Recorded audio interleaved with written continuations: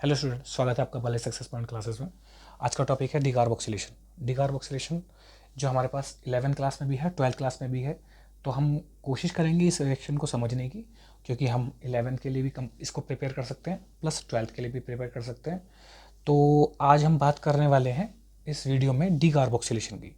Decarboxylation का means normally मैंने लिखा है, मैं इसको कोशिश करूँगा कि आपको बहुत शॉर्ट ट्रिक में कंप्लीट करने की कोशिश करूँगा, जिससे जल्दी ये कंप्लीट हो और हमें ये समझ में आए कि नॉर्मली डिकार्बोक्सिलेशन ऐसा क्या होता है कि भाई इससे वो एल्केन बनाया जा सकता है, इससे बेंजीन भी बनाया जा सकता है। बेंजीन बनाने की फॉर्मेशन भी डिकार्बोक्सिलेशन में आ जाती है, और प्लस एल्केन बनाने की भी फॉर्मेशन भी हमारे पास डिकार्बोक्सिलेशन में आ जाती है। तो डिकार्बोक्सिलेशन में हम कार्बोक्सिलिक ग्रुप का रिमूवल करेंगे और रिमूवल करके देखेंगे कि वो एल्केन में कैसे कन्वर्ट हो सकता है। तो इस वीडियो में हमारे पास मोस्टली मेन पॉइंट क्या है हमारा, डिकार्बोक्सिलेशन कराना। तो डिकार्बोक्सिलेशन हमारे पास मेनली कार्बोक्सिलिक ग्रुप में होता है। तो कार्बोक्सिलिक ग्रुप हम कैसे लेके आएंगे, तो उसके लिए एग्जांपल हम देखते हैं कार्बोक्सिलिक एसिड। जैसे सपोज हमारे पास कार्बोक्सिलिक एसिड क्या है, हमारे पास CH3C डबल बॉन्ड OOH, ये हमने एथेनोइक एसिड लिया, ये कार्बोक्सिलिक एसिड को इंडिकेट कर रहा है। इसके पीछे ये वाला जो ग्रुप है, ये कौन सा ग्रुप होता है, ये ग्रुप होता है, इंडिकेट करता है ये कार्बोक्सिलिक ग्रुप है। अगर ये कार्बोक्सिलिक ग्रुप है तो इस कार्बोक्सिलिक ग्रुप को हमें क्या करना है, इसको रिमूव करना है। बट ये इजीली रिमूव नहीं होगा। ये रिमूव करने के लिए हम आपको सबसे पहले इसे कार्बोक्सिलिक एसिड को जो हम कन्वर्ट करेंगे सोडियम कार्बोक्सिलेट में। इट्स मीन क्या कहते हैं, सोडियम एसीटेट में। नॉर्मली सोडियम एसीटेट बोल दो। और सोडियम एसीटेट में कन्वर्ट करने के लिए हमें करना क्या होगा, इसकी नॉर्मली रिएक्शन हम क्या कराना चाहेंगे, NaOH से करा देंगे। जब हम इसकी रिएक्शन NaOH से करा देंगे तो हमारे पास क्या हो जाएगा, हमारे पास रिएक्शन आ जाएगी न्यूट्रलाइजेशन रिएक्शन। न्यूट्रलाइजेशन रिएक्शन का मीन्स होता है OH मॉलिक्यूल यहाँ का और H के साथ डिवाइड करके, मतलब बेस का OH और एसिड का H मिलके H2 रिमूव कर लेगा, और जो हमारे पास फॉर्मेशन बनेगा वो होगा हमारे पास CH3C डबल बॉन्ड ONA, जिसे हम सोडियम एसीटेट बोलते हैं, और साथ में हमारे पास लिख लेगा वाटर। यह वाटर का मॉलिक्यूल। इट्स मीन जो ये सोडियम एसीटेट बन के आया है, इस पे अगर हम अगेन सोडा लाइम की रिएक्शन कराएं तो प्रोसेस कौन सी हो जाएगी, उस समय पे डिकार्बोक्सिलेशन हो जाएगा और ये कन्वर्ट हो जाएगा किसमें, मेथेन में। तो मैं इस वीडियो में यही बात करना चाहता हूँ कि आप सोडियम एसीटेट को डिकार्बोक्सिलेशन के मेथड से एथेन, इट मीन एल्केन और मेथेन में कैसे कन्वर्ट कर सकते हैं, ये आज हमारी वीडियो का इसका मोटिव रहेगा। तो स्वागत करते हैं, या फिर आगे कंटिन्यू करते हैं हमारे पास डिकार्बोक्सिलेशन। तो ध्यान से बने रहेंगे वाले सक्सेस पॉइंट क्लासेस में। हमारे पास टॉपिक है, जैसे हम क्या है इसको रिपीट करके दोबारा मैथेन में कन्वर्ट बनाने की कोशिश करते हैं। जैसे हमारे पास ये क्या है, नॉर्मली हमारे पास क्या हुआ, ये हमारे पास हो गया सोडियम एसीटेट। इसको मैं सोडा लाइम के साथ रिएक्शन करा के किस में, मैथेन गैस में कन्वर्ट कराता हूँ। देखें कैसे। हमारे पास क्या है, CH3C डबल बॉन्ड ONA। तो हमने क्या करा, इसी को फिर से NaOH और in the presence of CO के साथ रिएक्शन कराई। अब NaOH और CO का मीन्स को हम क्या बोलते हैं, NaOH जो है और CaO है, ये हमारा नॉर्मली क्या है, ये हमारे पास होता है सोडा लाइम। इसका नाम क्या होता है, सोडा लाइम। अगर हम सोडा लाइम लेंगे और रिएक्शन कराएंगे सोडियम एसीटेट से, इसका नाम क्या है, इसका नाम है सोडियम एसीटेट। नॉर्मली हम इसे सोडियम एसीटेट बोलते हैं कॉमन नोमेनक्लेचर में, मगर हम इसका IUPAC नोमेनक्लेचर में सोडियम एथेनॉइड बोलते हैं। अब हम सोडियम एथेनॉइड पे अगर हम NaOH मतलब सोडा लाइम NaOH और प्लस CO की रिएक्शन कराएं, तो NaOH जो है कंबाइन करके इतना मॉलिक्यूल, जितना मैं अंडरलाइन कर रहा हूँ या ब्रैकेट में कर रहा हूँ, इस ब्रैकेट के अंदर जितना मॉलिक्यूल लिखा है ये रिमूव हो जाएगा। अब ये मॉलिक्यूल है क्या, ये मॉलिक्यूल है Na हमारे पास कितने हैं, 2 है। देखो 1 यहाँ पर भी है, एक यहाँ पर भी है, 2 Na है। और हमारे पास कितना है, और कार्बन है, और कार्बन के साथ कितने ऑक्सीजन है, 1 2 3, एक ऑक्सीजन ये भी है। तो अगर हम इसको देखें तो ये नॉर्मली क्या है, ये हमारे पास है Na2CO3, ये है सोडियम कार्बोनेट। अब सोडियम कार्बोनेट के बाद क्या बचा, वो हमारे पास बचता है CH3 के साथ एक H, और CH3 के H के साथ मिलाएंगे तो हमारे पास ये बन जाएगा CH4।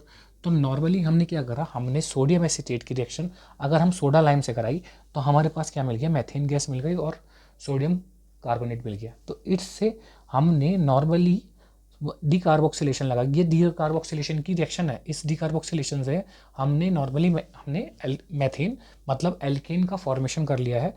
ऐसे ही ये रिएक्शन जो है बेंजीन को कन्वर्ट कर सकती है सोडियम बेंजोनेट से। सोडियम बेंजोनेट को अगर हम डिकार्बोक्सिलेशन लगाए तो हम बेंजीन भी बना सकते हैं, मतलब उसका कार्बोक्सिलिक ग्रुप भी रिमूव कर सकते हैं। और बेंजीन मिल सकता है। तो ये रिएक्शन कैसे पॉसिबल हुई, मैंने यहाँ तक तो आपको शॉर्ट में समझा दिया है, बट अब ये कैसे पॉसिबल हुई तो हम इसकी रिएक्शन, इसकी मैकेनिज्म देखेंगे। अब ये रिएक्शन हुई कैसे, ये हम इसकी रिएक्शन की मैकेनिज्म में जानने की कोशिश करेंगे। तो मैकेनिज्म में सबसे पहले हमें क्या करना है, हमने लेना है सोडियम एसीटेट।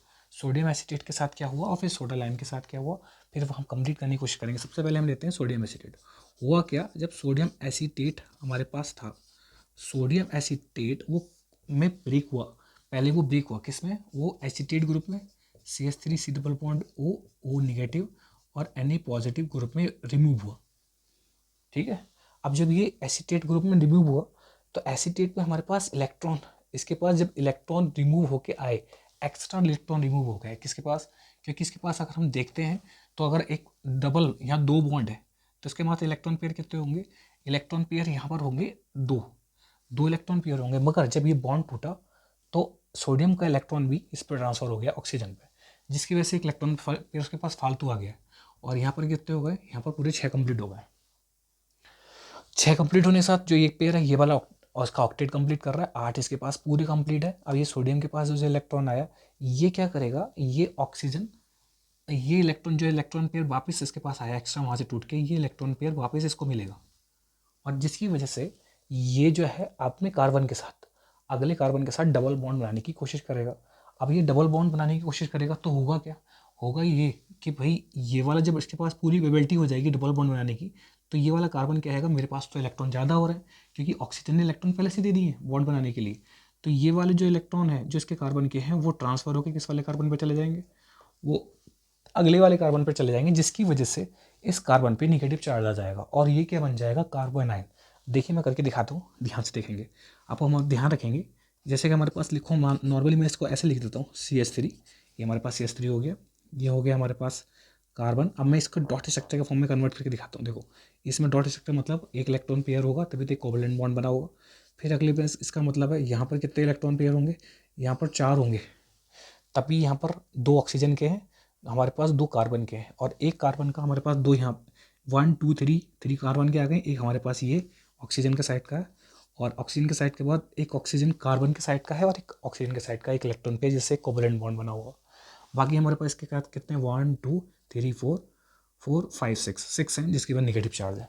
ये इलेक्ट्रॉन पेयर है इसके पास, जिसकी वजह से ये हमारे पास एक बॉन्ड बना रहा होगा, ये हमारे पास एक बॉन्ड बना रहा होगा जो मैंने बॉन्ड में दिखाया, और ये मिलकर के पेयर एक बॉन्ड बना रहे होंगे सारे सारे।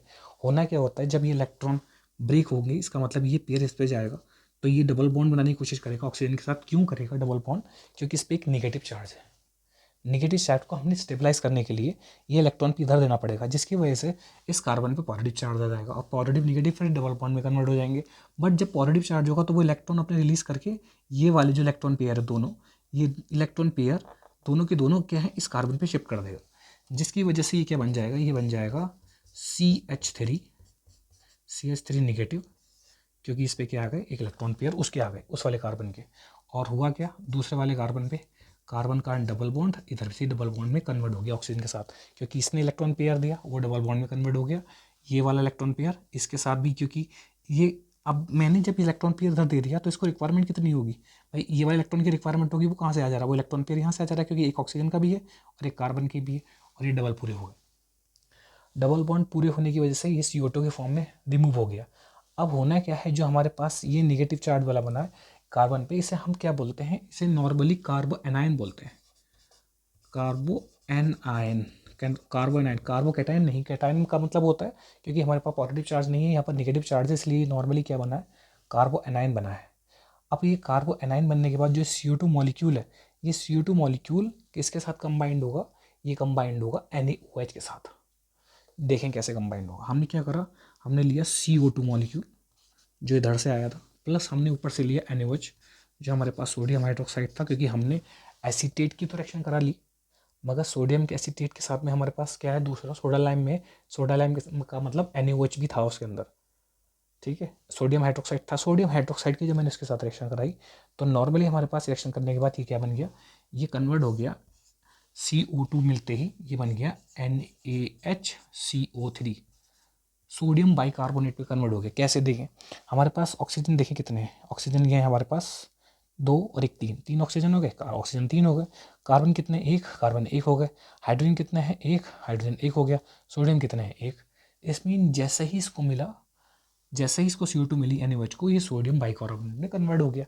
अब जब ये सोडियम बाइकार्बोनेट में कन्वर्ट हुआ, ये सोडियम बाइकार्बोनेट अगेन रिएक्शन करके फिर से कन्वर्ट हो सकता है, मगर हमें क्या करना होगा, इसका एक और मॉलिक्यूल लेना पड़ेगा। किसका मॉलिक्यूल लेना पड़ेगा, सोडियम का, क्योंकि हमें सोडियम मॉलिक्यूल निकालने के लिए ये सोडियम मॉलिक्यूल कहाँ जाएगा, ये वाला जो लास्ट टाइम हमारे पास बचा था एसीटेट के साथ में, ये हमारे पास कहाँ जाएगा। इसे कंप्लीट करने के लिए हम क्या करेंगे, सोडियम को इसके फॉर्म में ऐड करने की कोशिश करेंगे। कैसे, देखने टू NaHCO3 था, उस NaHCO3 में जो ऊपर से सोडियम आया, ये सोडियम हमारे पास क्या हुआ, कंबाइन होकर आगे रिपीट हो गया। कैसे, वो देखेंगे।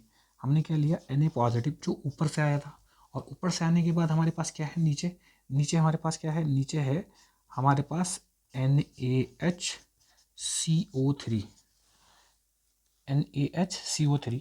और जो NaHCO3 था, जैसे ही सोडियम बाइकार्बोनेट से सोडियम कंबाइंड हुआ, तो हमारे पास जो आंसर मिला, वो आंसर क्या था, वो था हमारे पास Na2CO3। देखें हमारे पास कितना, Na2, सोडियम कितने हो गए, अभी 2 हो गए, और CO3 के साथ जुड़ गए। बट ये प्रोटोन कहाँ गया, ये प्रोटोन ही तो H पॉजिटिव है। ये H पॉजिटिव रिकम्बाइंड हुआ किसके साथ, कार्बो एनाइन के साथ। देखें कार्बो एनाइन कैसे है हमारे पास, नॉर्मली हमारे पास कार्बन है, कार्बन के ऊपर निगेटिव चार्ज है, इसका मतलब निगेटिव चार्ज है, और उस पर इलेक्ट्रॉन पेयर भी आ रहा है, एक इलेक्ट्रॉन पेयर और निगेटिव चार्ज आ रहा है। उसी के साथ में ये जो हाइड्रोजन आया है पुराना वाला, ये हाइड्रोजन कंबाइंड हुआ, और जब ये हाइड्रोजन कंबाइंड हुआ तो हमारे पास क्या हुआ, वो इलेक्ट्रॉन पेयर जो था वो दोनों के बीच में आया, ये निगेटिव वो पॉजिटिव चार्ज मिल के ये हाइड्रोजन के साथ जुड़ गया, और ये बन गया CH4। तो हम नॉर्मली ये देखें, हमारे पास बाई प्रोडक्ट इसके अंदर क्या निकले, एक हमारे पास सोडियम कार्बोनेट निकला जो सोडियम कार्बोनेट था, हमारे पास एक प्रोडक्ट निकला हमारे पास CH4, वो हमारे पास मीथेन था। तो मैंने एक शॉर्ट में आपको समझाने की कोशिश की है कि हम कैसे मैकेनिज्म लगा करके किस डीकार्बोक्सिलेशन से सोडियम एसीटेट को मैथेन में कन्वर्ट कर सकते हैं।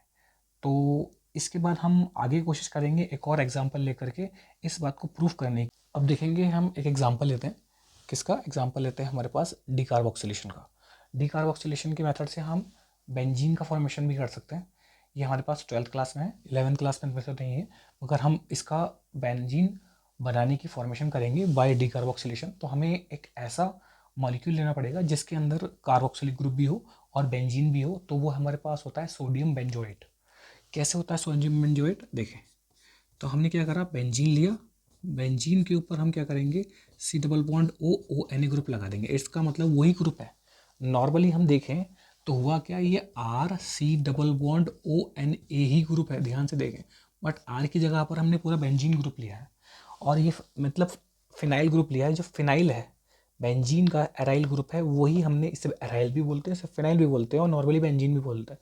ये बेंजीन का जो ग्रुप है वो हमने एसीटेट ग्रुप के साथ लगा दिया है। जो एसीटेट ग्रुप के साथ लगाया, बस अब हमने इसकी रिएक्शन सोडा लाइम के साथ करानी है। तो हम अगर सोडा लाइम से रिएक्शन कराते हैं NaOH से, NaOH और ACO soda lime, sodium hydroxide जब इससे रिएक्शन करता है तो नॉर्मली रिएक्शन क्या होती है, वो देखें बेंजीन आता है, बेंजीन के ऊपर हम C डबल बॉन्ड ONA लगा देते हैं, और उसके बाद इसके आगे लिख देते हैं NaOH। तो जब हम NaOH लिखते हैं तो हमारे पास क्या, जितना मॉलिक्यूल मैं दिखा रहा हूँ निकाल करके, इतना मॉलिक्यूल रिमूव हो जाता है, और रिमूव होने के बाद ये जो हाइड्रोजन है, ये हाइड्रोजन वापस के अंदर जाके ऐड हो जाता है, और ऐड जाने के बाद ये क्या हो जाता है, ये नॉर्मली बेंजीन में कन्वर्ट हो जाती है। अब आप सोचेंगे ये हाइड्रोजन गया कहाँ, सर ने आपने कहाँ दिखाया, ये हाइड्रोजन जब कार्बन की वैलेंसी टूटी है, इसका मतलब वहाँ पर हाइड्रोजन नहीं है। 1 2 3 4 वैलेंसी वाला डी है, मगर हाइड्रोजन गायब है यहाँ का, तभी तो हाइड्रोजन रिप्लेस हुआ है कार्बन से, C डबल बॉन्ड O से कार्बोनिक ग्रुप से रिप्लेस हुआ है, तो वहीं जा करके हाइड्रोजन जुड़ जाएगा, और कार्बोक्सिल जो कार्बोक्सिलिक ग्रुप है वो किस में कन्वर्ट हो जाएगा, वो कन्वर्ट हो जाएगा हमारे पास Na2CO3 में। तो ये हमने एक शॉर्ट मेथड समझाया था कि हम ये है आपका सोडियम बेंजोएट से किस में, बेंजीन को कैसे कन्वर्ट कर सकते हैं। बट अब इसकी मैकेनिज्म देख करके हम ये कोशिश करेंगे कि हुआ कैसे है। तो मैकेनिज्म करने के लिए हमें पहले सबसे पहले कौन सा लेना पड़ेगा, मैकेनिज्म में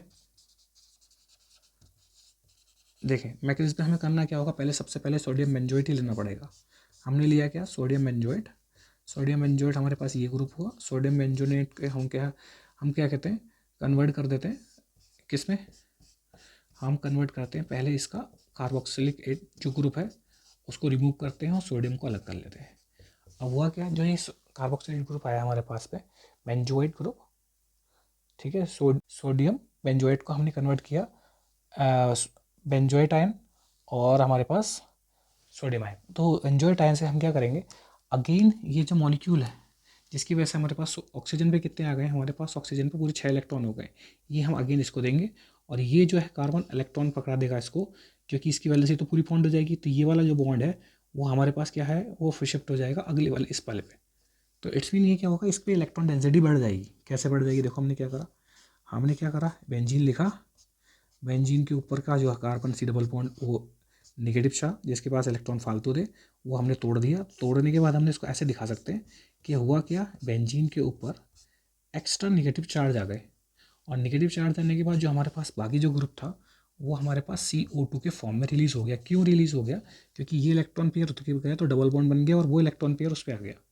अब ये जो है इलेक्ट्रॉन पेयर आया है, मगर ये पाई बॉन्ड के ब्रेक करने से नहीं, ये हमारे पास कार्बन से आया, तो हमें इसको स्टेबलाइज करना होगा। अभी स्टेबलाइज कैसे करेंगे, ये हाइड्रोजन लाना पड़ेगा। मैं हाइड्रोजन कैसे लेके आऊँगा, जो ये CO2 मॉलिक्यूल है वो NaOH से रिएक्शन करा दूंगा मैं। NaOH की रिएक्शन हमने किससे करा दी, CO2 से। ये नॉर्मल CO2 है, और वो CO2 किस में कन्वर्ट हो गया, ये हो गया NaHCO3 में, सोडियम बाइकार्बोनेट में। और सोडियम बाइकार्बोनेट जो सोडियम बच के आया था उसके साथ फिर कंबाइन करेगा sodium positive plus sodium bicarbonate convert to the Na2CO3, sodium carbonate में कन्वर्ट हो गया।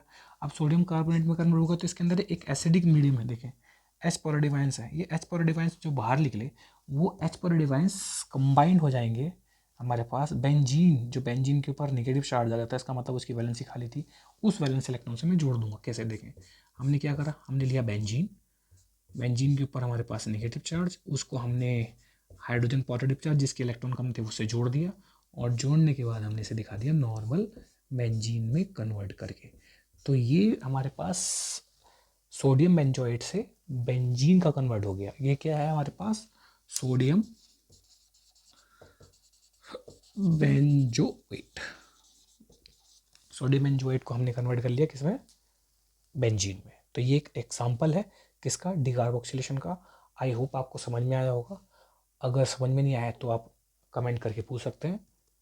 आज के लिए बस इतना ही। थैंक यू बेटा।